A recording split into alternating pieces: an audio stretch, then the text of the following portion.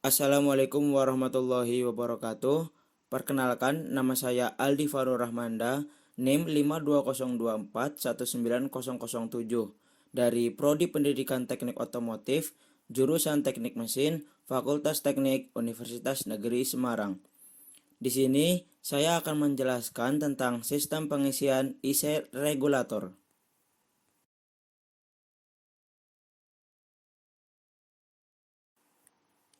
Apa itu sistem pengisian? Sistem pengisian adalah suatu sistem pada kendaraan yang berfungsi untuk mengisi tegangan baterai saat mesin menyala agar voltase baterai tetap pada kondisi penuh atau terisi.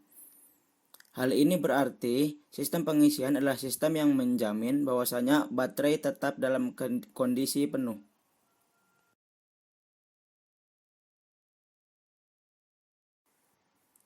Seperti yang kita ketahui bersama, sebelumnya saya telah membahas tentang sistem pengisian konvensional. Lalu, apa perbedaan sistem pengisian konvensional dengan sistem pengisian IC regulator? Pada sistem konvensional menggunakan regulator konvensional atau regulator yang masih menggunakan kontak point. Sementara sistem pengisian IC regulator menggunakan regulator yang sudah menggunakan transistor sebagai pengontrol tegangan dari alternator.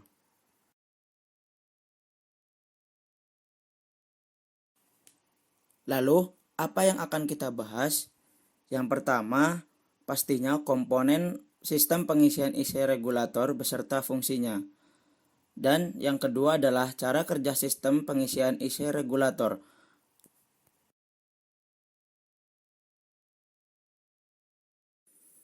Langsung saja ke pembahasan yang pertama, yaitu komponen sistem pengisian IC regulator dan fungsinya. 1. Baterai. Baterai berfungsi sebagai penyimpan energi listrik.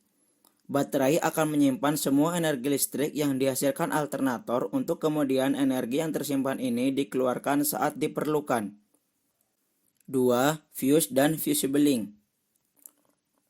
Fuse digunakan sebagai pengaman suatu rangkaian kelistrikan. Dalam hal ini berarti rangkaian kelistrikan sistem pengisian IC regulator. Sementara fusible berfungsi untuk melindungi seluruh sistem kelistrikan mobil dari arus yang berlebih. Yang ketiga, lampu charging warning light merupakan lampu indikator yang bisa menunjukkan adanya gagal pengisian. Itu berarti lampu CHG ini berfungsi sebagai indikator bahwasanya sistem pengisian dalam keadaan baik ataupun buruk.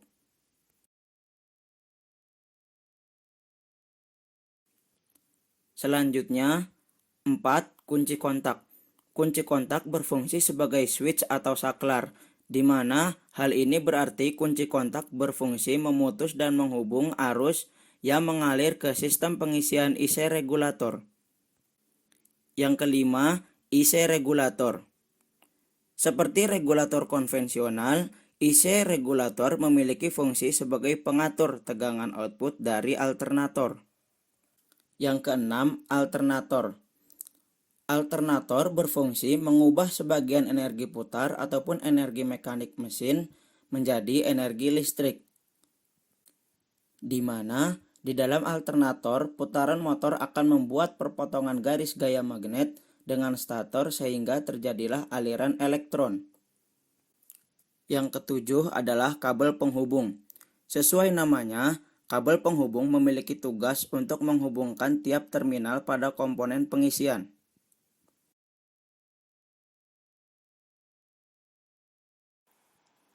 Lanjut ke pembahasan selanjutnya, yaitu cara kerja sistem pengisian IC regulator, yang terdiri dari saat kunci kontak on, mesin mati, saat mesin hidup tegangan pengisian kurang dari 14 volt, dan saat mesin hidup tegangan pengisian lebih dari 14 volt.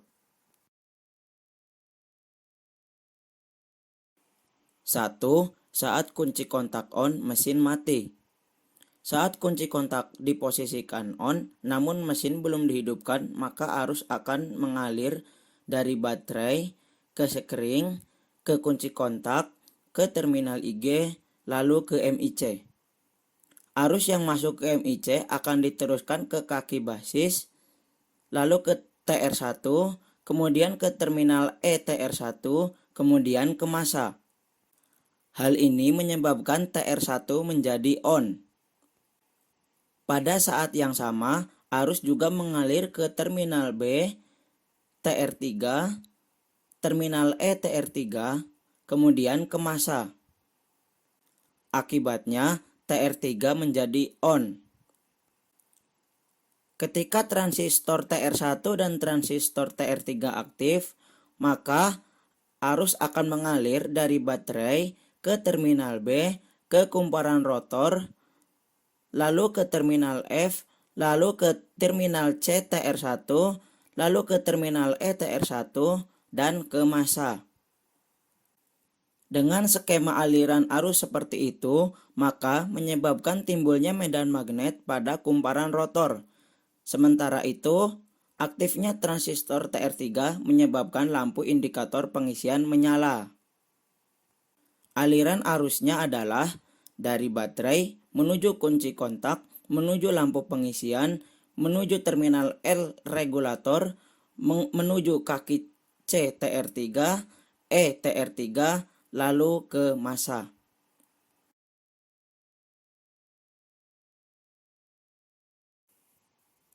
Yang kedua adalah saat mesin hidup, tegangan pengisian kurang dari 14 volt. Saat mesin menyala, maka stator dapat berputar dan memotong medan magnet yang dihasilkan oleh rotor. Akibatnya, timbul arus pengisian pada stator dan disearahkan oleh dioda. Arus pengisian kemudian diteruskan ke terminal P dan diolah oleh MIC untuk mengalirkan arus basis TR2 sehingga TR2 aktif dan menghentikan arus basis pada TR3 sehingga TR3 mati. Hal ini akan menyebabkan lampu pengisian mati karena tidak mendapat massa. Selain itu, aktifnya TR2 juga berfungsi untuk tetap mematikan lampu dengan menyamakan tegangan masuk dan tegangan keluar. Aliran arusnya sebagai berikut. Dari baterai menuju kunci kontak, menuju terminal IG, menuju emitter TR2, menuju kolektor TR2, lalu ke terminal L, dan lampu pengisian. Apabila tegangan yang dihasilkan alternator kurang dari 14 volt, maka terminal S tidak mendeteksi adanya kelebihan tegangan. Oleh karena itu, arus yang mengalir ke rotor dipertahankan untuk memperkuat medan magnet yang dihasilkan rotor, sehingga tidak terjadi tegangan drop. Aliran arusnya sebagai berikut. Dari rotor menuju terminal F, menuju kolektor TR1, menuju emitter TR1, lalu ke massa. Dalam hal ini, basis TR1 tetap dialiri arus oleh MIC.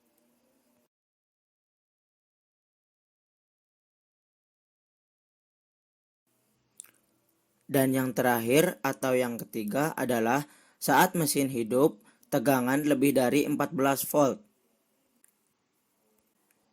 Karena kecepatan putaran naik, menyebabkan tegangan pengisian menjadi naik pula, melebihi 14 volt, sehingga dapat menyebabkan kerusakan pada sistem pengisian.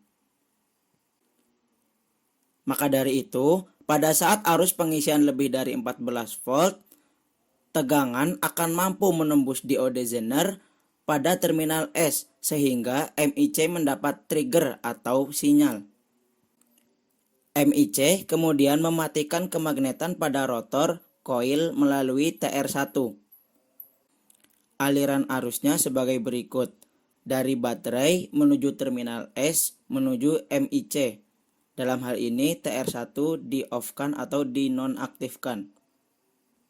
Pada saat yang sama, arus juga mengalir dari terminal P menuju MIC, menuju TR2, menuju lampu indikator. Lampu indikator ini dijaga dalam kondisi mati. Dengan menghilangkan kemagnetan pada rotor koil, maka arus pengisian diturunkan untuk sesaat sampai di bawah 14 volt. Ketika arus pengisian di bawah 14 volt, maka arus tidak mampu menembus diode Zener sehingga MIC kembali mengalirkan arus ke basis TR1 sehingga arus dari rotor koil dapat mengalir ke massa sehingga timbul pula kemagnetan pada rotor.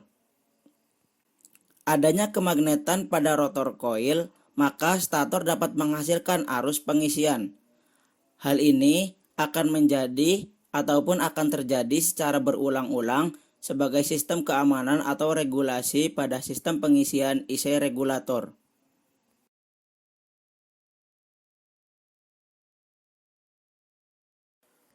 Sekian video presentasi dari saya, kurang lebihnya mohon maaf. Wassalamualaikum warahmatullahi wabarakatuh.